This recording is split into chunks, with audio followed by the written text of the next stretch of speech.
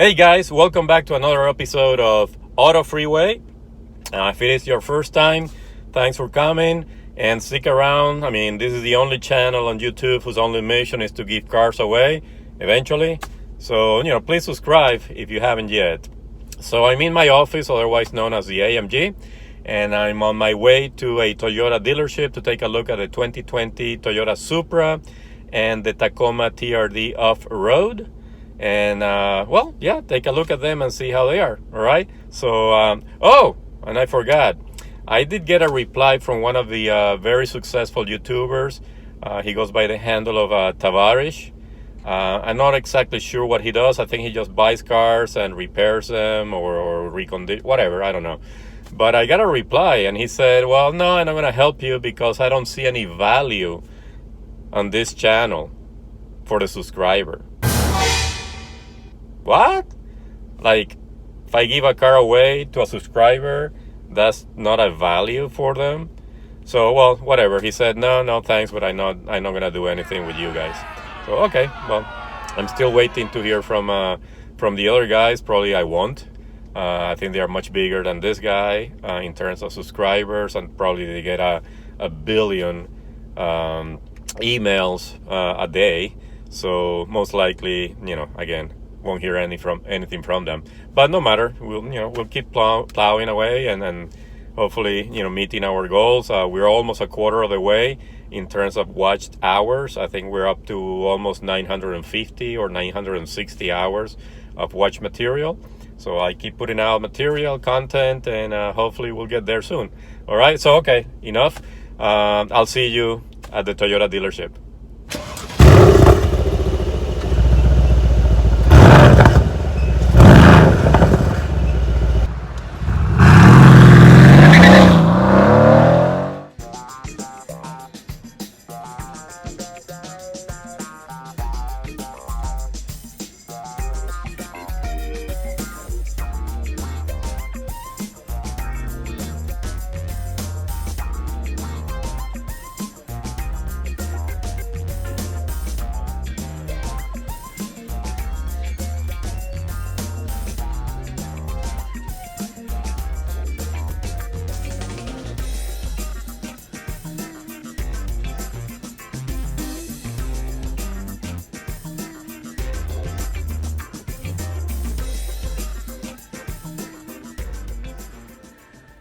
Okay, friends, I'm inside the Toyota Supra, the 2020. Unfortunately, I won't be able to take it out for a spin because they only have two, and they are both inside the showroom.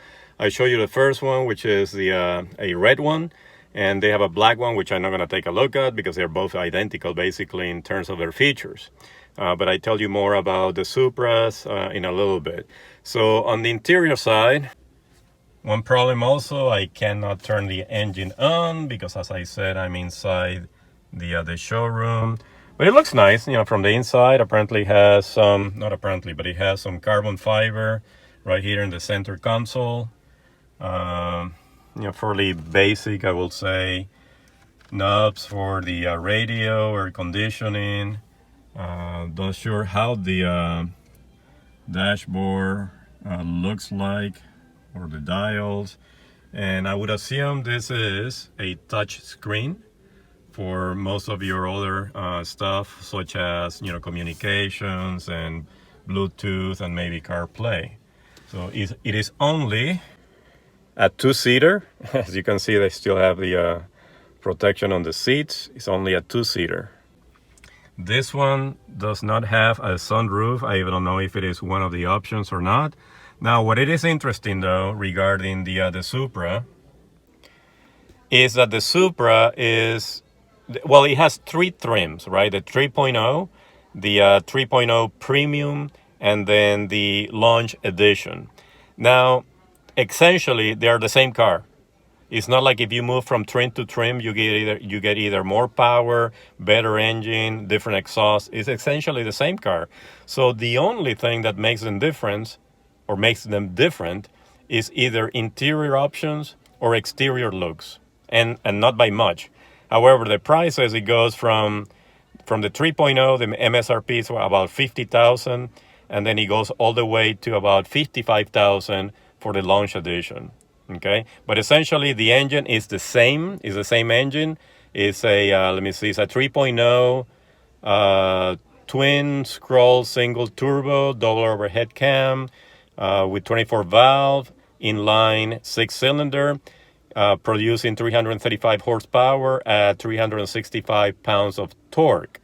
And that's essentially the same in all the three trims, which I found kind of interesting or unusual, that you have essentially the same car, three trims, but the same motor or the same engine in all of them, okay?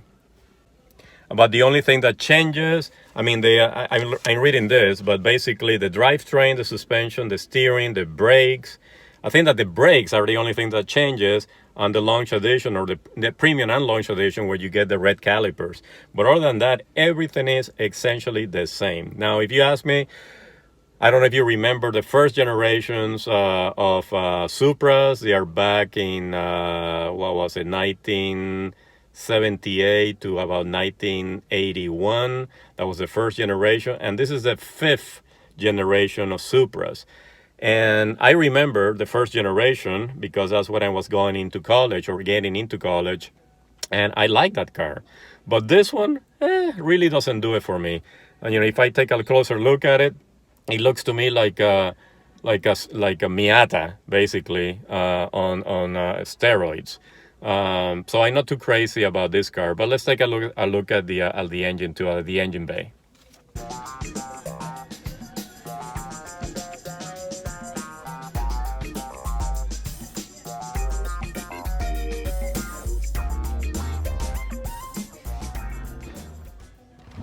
Okay, so behind me I have the Tacoma TRD off-road, and got the keys too. So take a look inside too, right?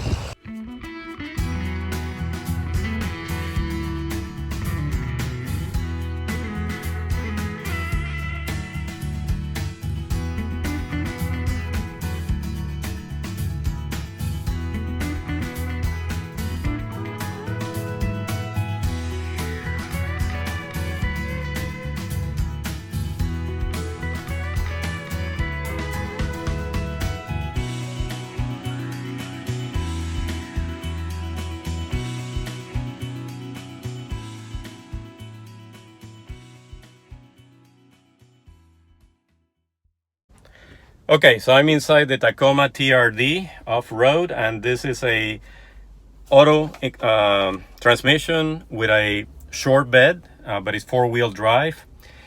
The Tacoma comes in basically, 6 different trims: the SR, SR5, the TRD Short, Sport, the TRD Off-Road, which is this one, then the Limited, and then the TRD Pro, which is the top of the line. Now, the TRD Off-Road, the MSRP is $36,000. I haven't checked the sticker price on this one yet. And the TRD Pro is $46,000. They basically have the same engine. It's a 3.5 V6 double overhead cam, 24 valve, direct injection. And now the for the TRD, it has the Atkinson cycle engine. Okay, now it puts out about 278 horsepower at 6,000 RPMs and 265 pounds of torque at 4,600 RPMs. Okay, now one of the main differences that I was able to tell between this one and the Pro is actually on the suspension. Okay, now the interior is, as an off-road vehicle, I will say it is fairly basic. You have your automatic transmission here, shift, your air conditioning, most likely when I will turn it on, but you have your touch screen here, your dials, which are very simple, a few controls obviously on the steering wheel. This has the option of the leather seats, which actually look very nice. I think it's leather on the sides, but I think this is more like a vinyl finish. At least based on my touch. This one also has the WeatherTech protection for the floors, and it's a 5-passenger cabin, so 2 in front, 3 in the back, even though one of them has to be probably very skinny. And this one also has the option of a sunroof. Okay, so as I said, it is a touchscreen. Right now it has a navigation. There is no phone connected. You can register a phone. Has the audio, a menu. Let me see, that's a menu. So you have various stations, radio play, etc. Here's the home for the map. And where else? I can barely read it. Tracks, seek, phone, and different apps. Maybe has the CarPlay, I'm not sure. Okay, and the infotainment. As I said, the dials are fairly simple. It sounds mean though. Let me accelerate. Maybe you can catch the sound. Oh, maybe not. It sounds very nice. Okay, so now let me take it out for a spin. Unfortunately, as before, I cannot do the video while filming. Eventually I'll get the GoPros or whatever other gizmos that I can put on the windshield while driving. Right now, since I have to hold the iPhone, it's very difficult to do it. So but let me take it out for a spin, and I'll let you know how it feels. Okay, so another quick drive, maybe about 5-10 minutes. It's a nice ride, but yes, as I said, with the shock absorbers, it is very, very firm. However, I feel it comfortable. I mean, at least the interior, the seats are very comfortable. Maybe a little bit more cushiony on the back. I'm not sure if it has a lumbar. Yep, it has a lumbar option that you can set on the side of the seat. And obviously the controls for the seats are all automatic. Seat backrest and forward and back.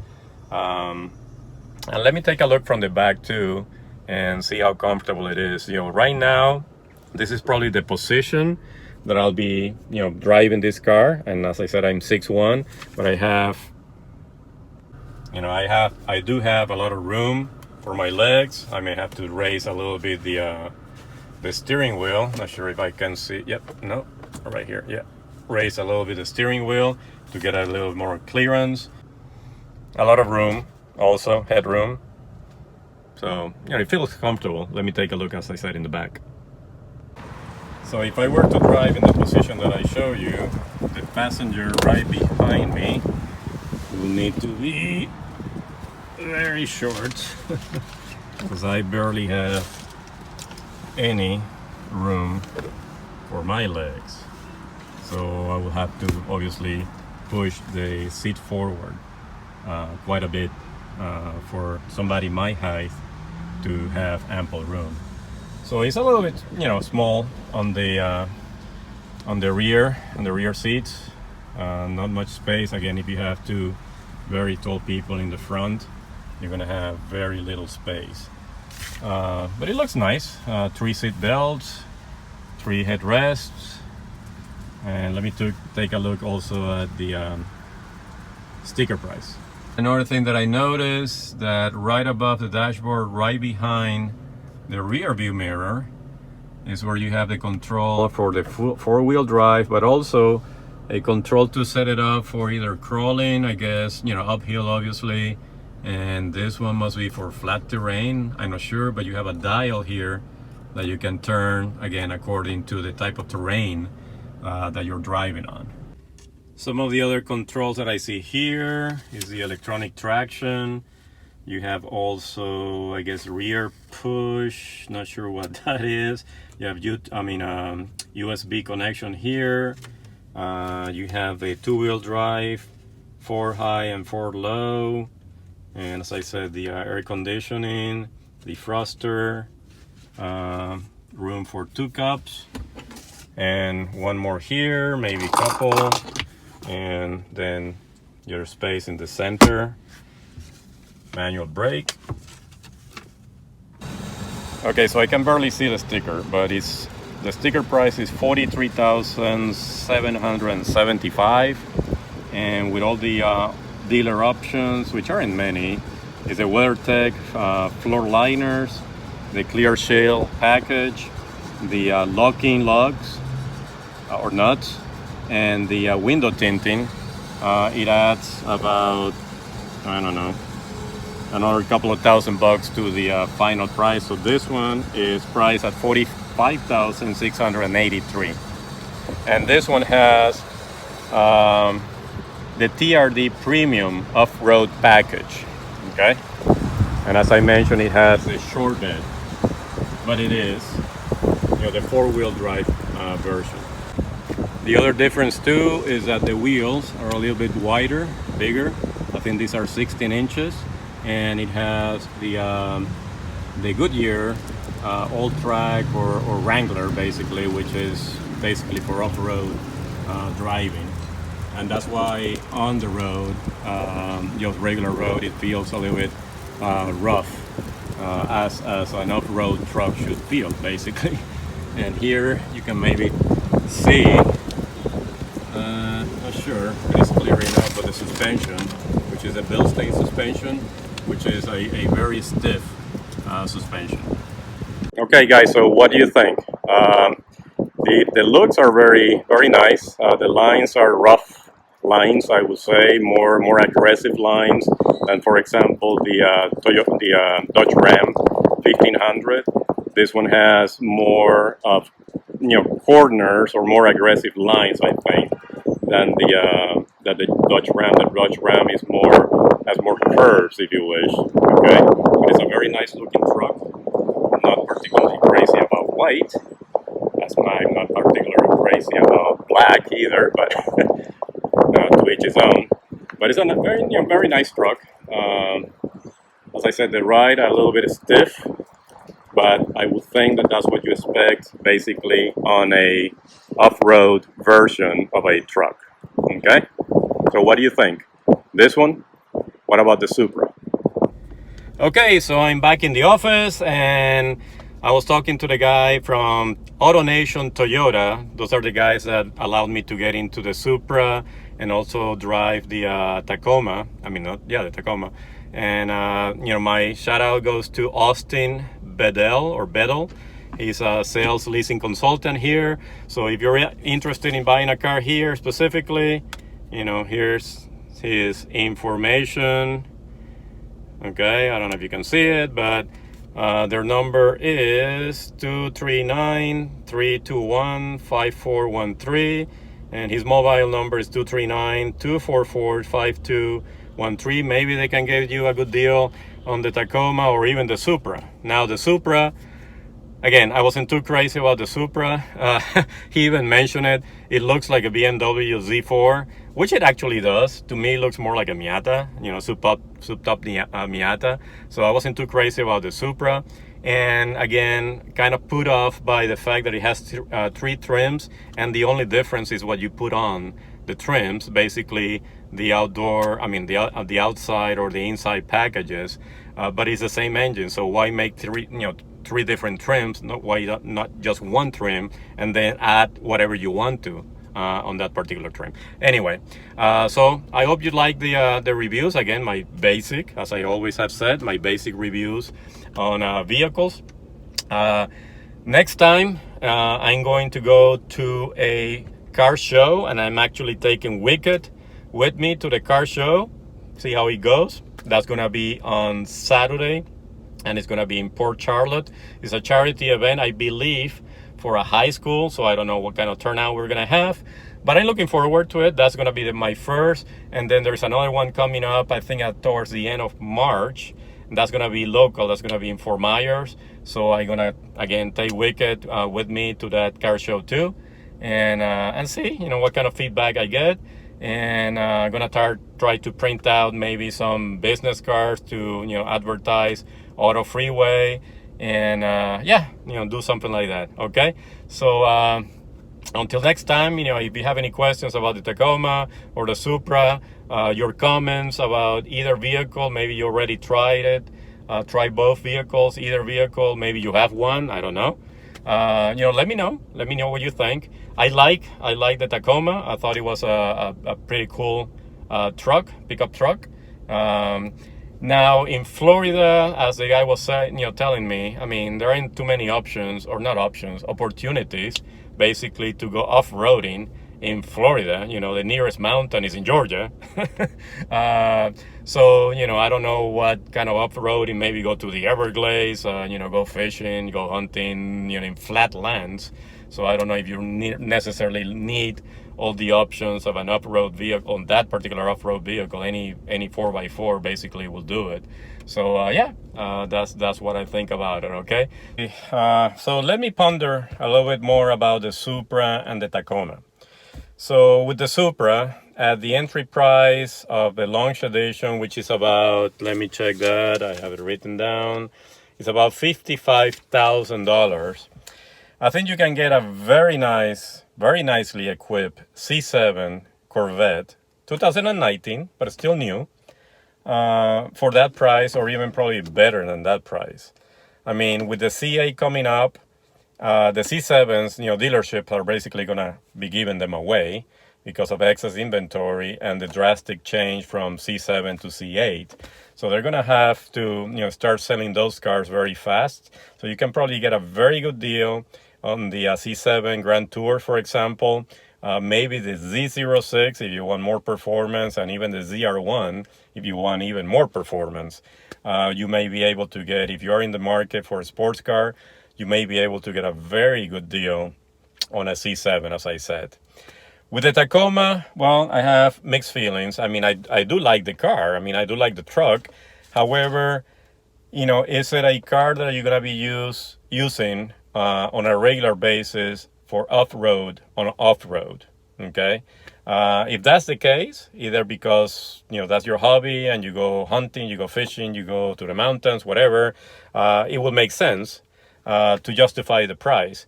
But if it is for your daily driving, nah, I wouldn't recommend it, because it is, as I said, a very stiff drive with the suspension. I may go maybe for the TRD Pro, which is a very nice looking Tacoma. And it's a little bit less than the off-road version. So unless, again, if you can justify the price because you do a lot of off-roading and as I said, hunting, fishing, whatever, go to the mountains, things like that, or maybe your job requires you to go off-roading, then, that may be a good price justification for that car, for that truck. But otherwise, I think that either the SR5 four-wheel drive, or as I said, the TRD Sport, also four-wheel drive, may be a better option. Not sure.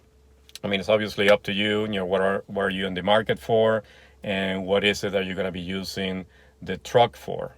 Okay, so that's my opinion with regards to the Supra and with regards to the Tacoma TRD. So until next time, peace.